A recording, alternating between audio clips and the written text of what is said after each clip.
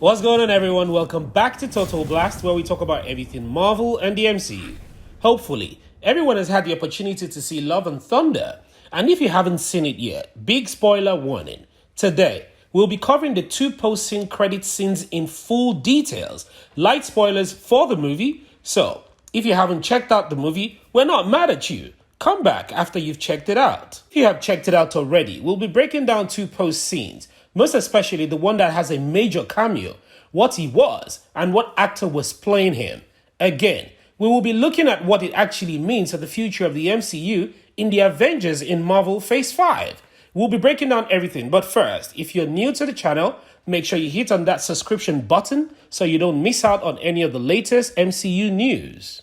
Okay, so the very post-credit scene actually sees us back in Omnipotent City, and if you were thinking that Zeus has been killed by Thor and Co. after they took his Thunderbolt, you would be wrong. That was sort of the whole point of the movie. Zeus and the rest of the gods in the Pantheon City are actually all immortal. The Necro Sword is one of few weapons. Yes, Zeus is the Thunderbolt.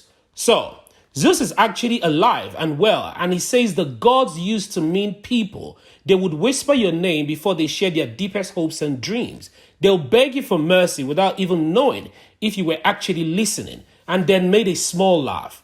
Now, that's quite ironic because that's the same hubris that was displayed by the gods at the start of the movie when Gorr was on his knees praying, and it's quite clear that his gods could have heard him but obviously didn't care. Now, the exact same pride is shown by Zeus, who liked being God behind the scenes, who didn't have to be accountable. Now, that's quite the opposite of superheroes. The people usually end up idolizing them instead of the gods. He went to say, now, they look at the skies. They don't ask for lightning. They don't ask for rain. They just want to see one of their so-called superheroes. When did we actually become a joke? No more. They'll fear us again when Thor, Odin's son, falls from the sky. Do you understand, Hercules? Do you understand, my son? The camera then turns over to Brett Goldstein, who is probably known for playing his supporting actor role when he actually won an Emmy Award for Ted Lasso. He's playing Hercules and he responds, yes, my father. This is a clear setup for what is actually coming in Marvel Phase 5, Thor 5, and even Avengers 5. Now, before we go into what exactly is setting up in the MCU, I think it's quite clear that Hercules will be joining the Avengers, and there are a couple of stops along the way. Second post-credit scene shows none other than Jane Foster, who actually sacrificed herself by turning into the mighty Thor one more time to help Thor in defeating Gorr the God Butcher. She shows up in Valhalla to meet Heimdall, which is in an afterlife for the gods. This means that she's basically ascending to that point. There is a very weird editing where she looks a bit confused to be there in the very first place.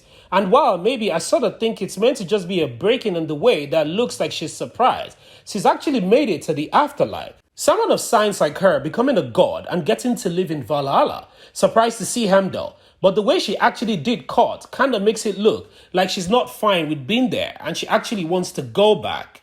If you're somewhat wondering why she's actually in Valhalla, that's actually the Norse afterlife. The belief in their methodology is that gods can ascend to that place. Well, she's there now. We'll have to wait and see if she comes back. And on the flip side of that coin, Hercules has just been introduced, and it's quite obvious what's going to happen here.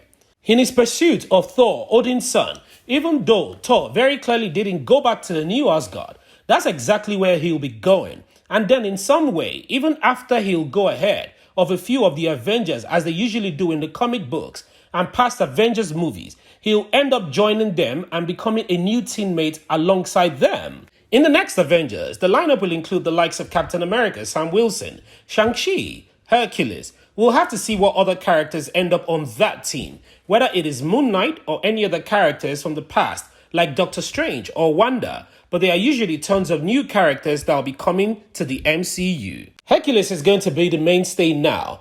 I did see some old school comic head pointing to Thor's new invented persona as he's moved from Kenneth Branagh production of the movie towards Taika Waititi.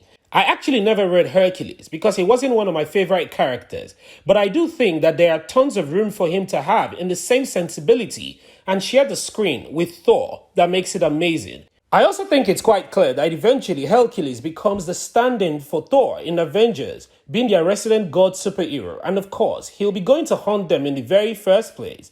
He won't actually be long before he ends up switching sides and fighting on the side of the Avengers. Regardless of how that ends up, it's possible it will be Secret Wars. Ironically, Secret Wars, if it should use Kang the Conqueror as the main big bad instead of Doctor Doom, it would actually be one of the very first places that Hercules showed up in the comics.